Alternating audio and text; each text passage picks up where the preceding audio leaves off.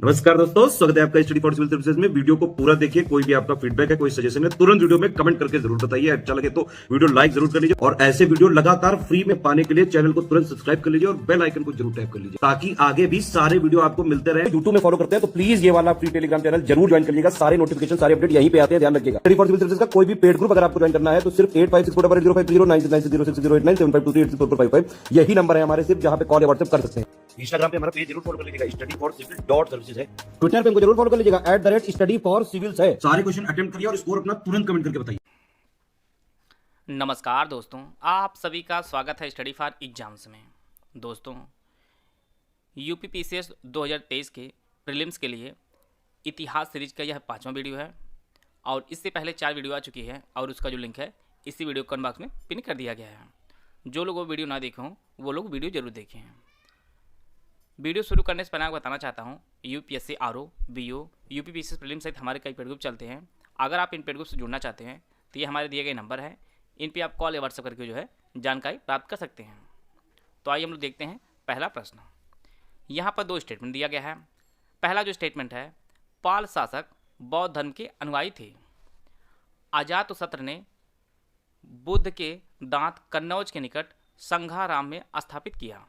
केवल एक सही है, केवल 2 सही है, दोनों सही है, इनमें से कोई नहीं सही है। इसका जो पहला स्टेटमेंट है, जो पाल शासक थे वह बौद्ध धर्म के जो है अनुयायी थे और इनका जो प्रमुख विस्तार था वह बंगाल और बिहार में जो है पाल शासकों का विस्तार था। पाल वंश की जो स्थापना है वह गोपाल ने की थी। गोपाल ने पाल वंश की स्थापना की थी। इसका दूसरा स्टेटमेंट यह गलत है। अजातशत्रु ने बुद्ध के दांत कन्नौज के निकट संघाराम में नहीं स्थापित किया था, बल्कि हर्ष ने किया था। हर्षवर्धन ने कश्मीर पर आक्रमण किया था और वहाँ से जो है बुद्ध के दांत कन्नौज के निकट लाकर जो है संघाराम में स्थापित किया था। तो इसका जो पहला स्टेटमेंट है वो आपका सही होगा। यहाँ पर आपको सुमिलित करना है। श्रीहर्ष, जयदेव, चंद बरदाई और राजशेखर, विजय प्रशस्त, पृथ्वीराज रासव, गीत गोविंद और कर्पूर मंजरी।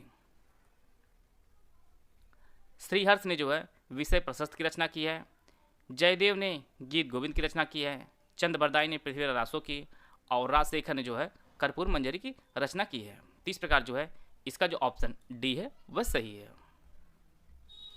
कन्नौज के लिए त्रिपक्षीय संघर्ष निम्नलिखित में से किन सेनाओं द्वारा लड़ा गया था? यहाँ पे ऑप्शन दिया गया, आप लोग ऑप्शन पढ़ लीजिए। कन्नौज पर अपना आधिपत्य स्थापित करने के लिए त्रिपक्षीय संघर्ष हुआ था और इसमें गुर्जर प्रतिहार, राष्ट्रकूट और पाल राजवंश के शासकों ने जो है इसमें भाग लिया था। तो इस प्रकार जो है इसका जो ऑप्शन बी है वह सही है। त्रिपक्षीय संघर्ष में गुर्जर प्रतिहार, राष्ट्रकूट और पाल राजवंश के शासकों ने भाग लिया था।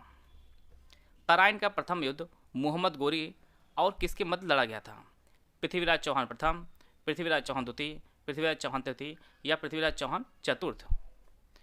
तराइन का जो प्रथम युद्ध हुआ था वह 1191 में हुआ था और यह युद्ध है यह मोहम्मद गोरी और पृथ्वीराज चौहान तृतीय के मध्य लड़ा गया था, जिसमें मोहम्मद गोरी पराजित होता है और पृथ्वीराज चौहान जो है विजयी होते हैं।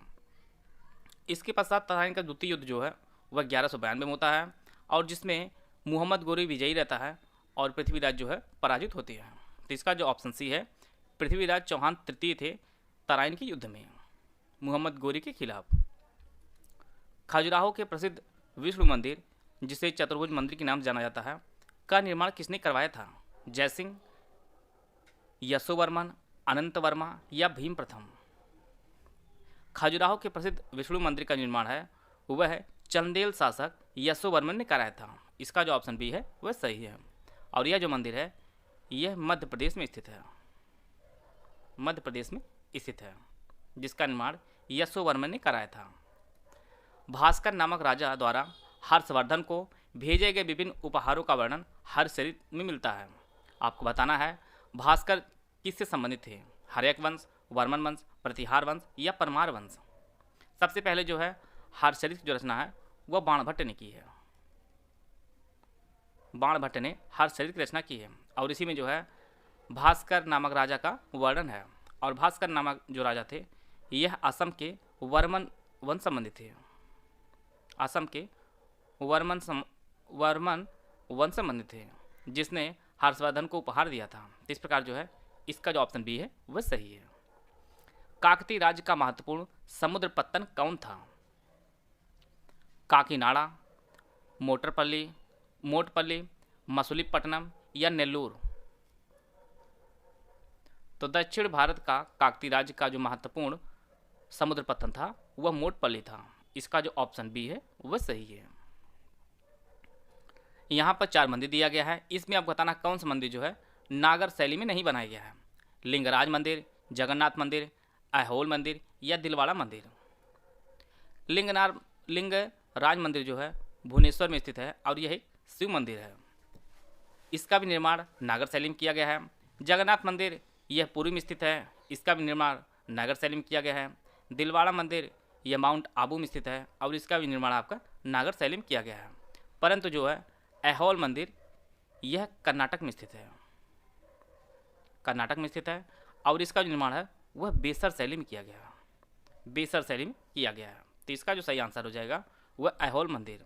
लिंगराज मंदिर, जगन्नाथ मंदिर और दिलवाड़ा मंदिर इनका जो निर्माण है वह नागर शैली में किया गया है।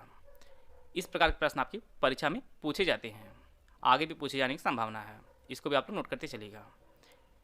यहाँ पर 4 राजा दिए गए हैं और 4 राजवंश दिए गए हैं। आपको बताना है इसमें कितने युग में जो है सही सुमिलित है। यूपीएससी में इस प्रकार के प्रश्न पूछे जा रहे हैं और उम्मीद की जा रही है कि यूपीपीएससी में भी इस प्रकार के प्रश्न आपकी परीक्षा में पूछे जा सकते हैं। इसलिए आपके प्रैक्टिस के लिए यहाँ पे प्रश्न बनाया गया है। जय शक्ति, नागभट्ट द्वितीय, सोमेश्वर तृतीय, कोक्कल प्रथम, चंदेल, पाल, चालुक्य और चोल। यहाँ पे 4 ऑप्शन दिया गया है। 1 युग में सुमिलित है, 2 युग में, 3 युग में या 4 युग में।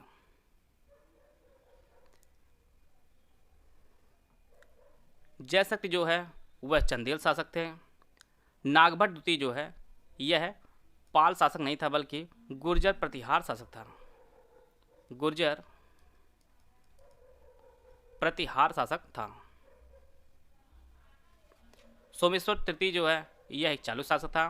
कोक्कल प्रथम जो है यह चोल शासक नहीं था बल्कि कलचुरी शासक था। तो इस प्रकार जो है केवल 2 युग में सुमेलित है। जय शक्ति जो है यह चंदेल शासक था और सोमेश्वर तृतीय जो है यह एक चालुक्य शासक था। नागभट्ट द्वितीय यह गुर्जर प्रतिहार शासक था और कोक्कल प्रथम जो है यह कलचुरी शासक था। तो केवल बी वाला ऑप्शन जो है इसका सही है। यहाँ पे 4 राजवंश दिया गया है, इनको आपको काल क्रमानुसार व्यवस्थित करना है। हर्यक वंश, शिशुनाग वंश, शुंग वंश और नंद वंश। इसके लिए 4 ऑप्शन दिया गया है, ऑप्शन आप लोग पढ़ लीजिए। सबसे पहले हर्यक वंश आएगा, इसके बाद शिशुनाग वंश आएगा, तीसरे स्थान पर आपका नंद वंश आएगा और चौथे स्थान पर आपका शुंग वंश आएगा। तो इस प्रकार जो है 1 2 4 3 और 1 2 4 3 आपके ऑप्शन ए में दिया गया है, हर्यक, शिशुनाग, नंद और शुंग। तोल्काप्पियम ग्रंथ की रचना किस संगम में हुई थी? जैसा कि हम लोग जानते हैं टोटल 3 संगम आयोजित किया गया था। पहला जो संगम है वह मदुरई में हुआ था, पहला संगम मदुरई में हुआ था। दूसरा जो संगम है वह कपाटपुरम हुआ था, और तीसरा जो संगम है वह भी मदुरई में हुआ था। और तोल्काप्पियम ग्रंथ की जो रचना है वह द्वितीय संगम में हुई थी। इसका जो ऑप्शन बी है वह सही है। और इसके जो रचनाकार हैं वो तोल्काप्पियर जो है इसके रचनाकार हैं। यहाँ पर एक फैक्ट और नोट कर लीजिए आप लोग कि तोल्काप्पियम जो ग्रंथ है यह एक व्याकरण ग्रंथ है और यह तमिल साहित्य का सबसे बड़ा ग्रंथ है तोल्काप्पियम ग्रंथ, जिसे द्वितीय संगम में इसकी रचना की गई थी। इसका जो ऑप्शन बी है वह सही है। निम्नलिखित में से किस स्थान पर मानव के साथ कुत्ते को दफनाने जाने का साक्ष्य मिला है? दैमाबाद, चौपानी मांडो, बुर्जहोम या कोल्डियावा? तो इसका जो सही आंसर है वो ऑप्शन सी, बुर्जहोम में मानव के साथ कुत्ते को दफनाए जाने का साक्ष्य मिला है और यह जो स्थल है यह कश्मीर में स्थित है। इसका जो ऑप्शन सी है वह सही है। संगम काल के संदर्भ में यहाँ पे आपको सम्मिलित करना है। नाडु, ओर्रार, इरय, पट्टिनम प्रांत, तटीय शहर, गुप्तचर और भूमकर। इसके लिए 4 ऑप्शन दिया गया, आप लोग ऑप्शन पढ़ लीजिए। नाडु जो है वो प्रांत को कहा जाता था, नाडु प्रांत को कहा जाता था। ओर्रार जो है ये गुप्तचर को कहा जाता था। इरे जो है यह एक भूमिकर था। और पट्टिनम जो है यह तटीय शहर कहा जाता था। तो इस प्रकार जो है इसका जो ऑप्शन बी है वह सही है। नाडु प्रांत को कहा जाता था, ओर्रार गुप्तचर, इरे जो भूमिकर होता था और पट्टिनम जो है यह एक तटीय शहर होता था। तो इसका जो ऑप्शन बी है वह सही है। यहाँ पर 2 स्टेटमेंट दिया गया है, इसमें आप बताना कौन सा स्टेटमेंट सही है। चेर शासकों का राजकीय चिन्ह बाघ था, चोल शासकों का राजकीय चिन्ह धनुष और बाण था। केवल एक सही है, केवल 2 सही है, दोनों सही है, इनमें से कोई नहीं सही है। तो इसका जो पहला स्टेटमेंट वह गलत है।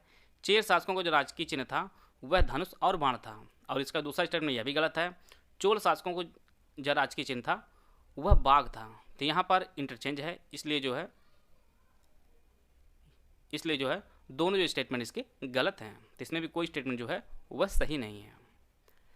चेर शासकों का राजकीय चिन्ह जो था वह धनुष और बाण था और चोल शासकों का राजकीय चिन्ह वह बाघ था। तो इसका जो ऑप्शन डी है वह सही है। सिलप्पा दिकारम में जो है किस नदी की स्तुति की गई है? गंगा, सरस्वती, गोदावरी या कावेरी? तो इस ग्रंथ में जो है कावेरी का वर्णन किया गया है। इसका जो ऑप्शन डी है वह सही है। सिलप्पा दिकारम में कावेरी नदी की प्रशंसा की गई है। यहाँ पर 4 स्थान दिया गया है, इसमें आपको बताना है कौन सा स्थान जो है सूर्य मंदिरों के लिए प्रसिद्ध है। पुरी, मोढेरा, अनंतनाग, तंजौर।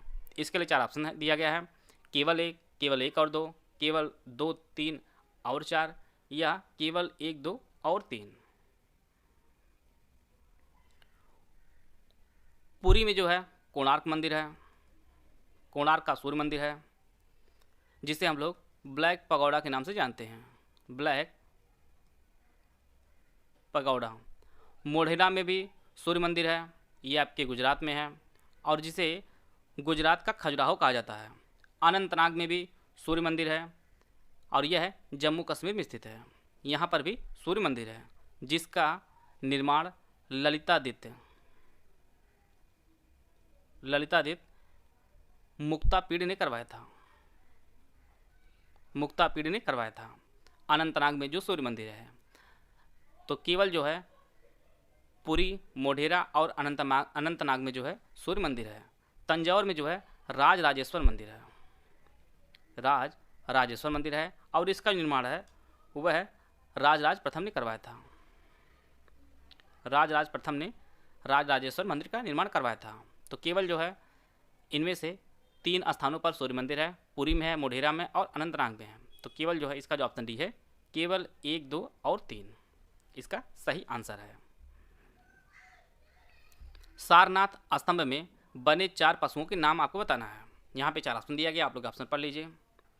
अशोक के सारनाथ स्तंभ में 4 पशु हैं, उनमें आपका बैल है, हाथी है, घोड़ा है और शेर है। तो टोटल जो है 4 पशु अंकित हैं अशोक के सारनाथ स्तंभ में, बैल, हाथी, घोड़ा और शेर। इसका जो ऑप्शन सी है वह सही है। चंड प्रद्योत के इलाज के लिए अपने राजवैद्य जीवक को किसने भेजा था? बिंबिसार, अजातशत्रु या उदयन? चंड प्रद्योत के इलाज के लिए अपने राजवैद्य जीवक को बिंबिसार ने भेजा था। बिंबिसार का राजवैद्य जीवक था। तो इसका जो ऑप्शन बी है वह सही है। बिंबिसार जो है यह मगध का राजा था और चंड प्रद्योत जो है वह अवंती के राजा था। दोनों मित्र थे और इसीलिए जो है अपने राजवैद्य जीवक को बिंबिसार ने चंड प्रद्योत के इलाज के लिए भेजा था। इसका जो ऑप्शन बी है वह सही है। यहाँ पर 2 स्टेटमेंट दिया गया है, इसमें आप बताना कौन सा स्टेटमेंट सही है। एक राट की उपाधि महापन्नन ने धारण की थी। दूसरा जो स्टेटमेंट है निर्याकस सिकंदर का थल सेनापति था। केवल 1 सही है, केवल 2 सही है, दोनों सही या इनमें से कोई नहीं सही है। इसका जो पहला स्टेटमेंट वह सही है। एक राट की जो उपाधि है वह महापन्नन ने धारण की थी और इसके साथ सर्व छत्रांतक की भी उपाधि महापन्नन ने धारण की थी। इसका जो दूसरा स्टेटमेंट यह गलत है। सिकंदर का थल सेनापति निर्याकस नहीं था बल्कि सेलुकस था। सेलुकस जो है वह सिकंदर का थल सेनापति था, निर्याकस जो है वह जल सेनापति था। जल सेनापति था। आप लोग कमेंट बॉक्स में बताइएगा कि सिकंदर के घोड़े का नाम क्या था। सिकंदर के घोड़े का क्या नाम था, इसका उत्तर आप लोग कमेंट बॉक्स में दीजिएगा। यहाँ पर आपको सुमिलित कराना है। एक तरफ राजवंश है और दूसरी तरफ उसके संस्थापक हैं। चोल वंश, चौहान वंश, सातवाहन वंश, चंदेल वंश, वासुदेव, विजयालय, नन्नू और सिमुक।